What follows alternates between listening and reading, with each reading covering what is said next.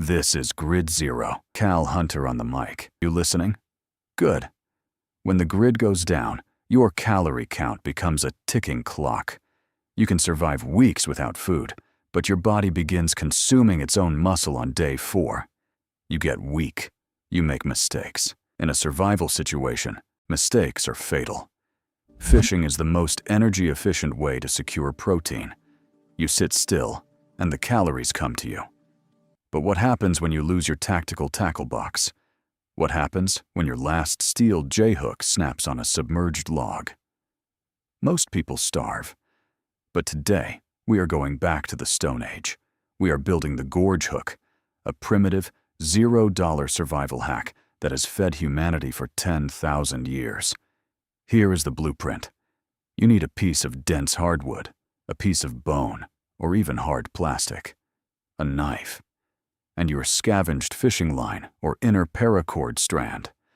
Take your wood and carve a straight, solid stick. It needs to be about 1 to 2 inches long and roughly as thick as a matchstick. Now, take your knife and sharpen both ends to a brutal needle point. Next, find the exact dead center of that stick. Carve a small, shallow groove all the way around the middle. This is your tie-off point. It must be perfectly centered for balance. Take your line and tie it tightly around that center groove. A clove hitch knot works best. When you dangle the line from your hand, the stick should hang perfectly horizontal.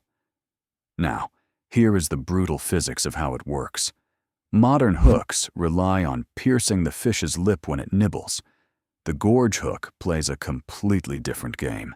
You take your bait, a worm, a grub, or scavenged meat, and you bury the wood entirely inside it. But you do not bait it horizontally. You push the stick parallel to the fishing line, tying it down slightly with the bait, so it forms one continuous straight line. You throw it in, and you wait. You let the fish swallow the bait entirely. When you feel the heavy pull, you do not yank it immediately. You wait 1 second for it to get deep into the throat or stomach.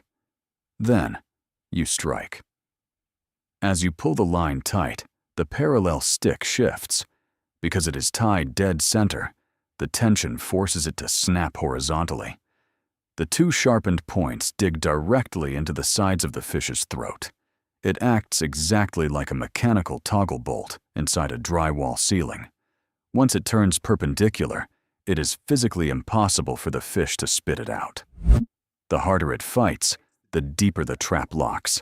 You don't need a sporting goods store to survive. You just need friction, gravity, and a sharp edge. Next time on Grid Zero, we build the automatic spring pole fisher. Stay frosty out there. Hunter out.